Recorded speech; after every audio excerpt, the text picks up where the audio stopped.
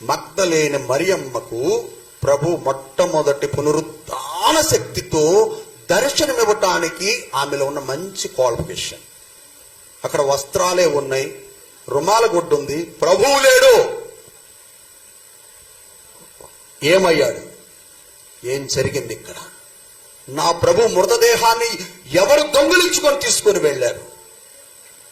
నేను నా ప్రభువును గూర్చి తెలుసుకోవాలి అంటూ ఆయన శరీరం మాయమయ్యేసరికి కన్నీరు మున్నీరుగా విలపిస్తుందంట, ఏడుస్తుందంట. ఆమెకు ఒక మాటగా చెప్పాలంటే టెన్షన్ పట్టుకుంది. భూమి మీద కాళ్ళు నిలవట్లా, ఆమెకు పిచ్చి కంగిర్లు ఎత్తిపోతుంది. ఆ మైండ్ ఆమె దగ్గర లేదు, తోటంతా తిరుగుతుందంట పిచ్చిదిలాగా. చూడండి, కన్నీటి ప్రార్థన దేవుడు ఆలక్ష్యం చేస్తాడా? ఎరిగి నలిగిన హృదయాన్ని ఆలక్ష్యం చేస్తాడా ఆయన? ఆమె కన్నీటిని చూశాడు, ఇరిగి నలిగిన హృదయంతో ఏడుచుటో చూశాడు.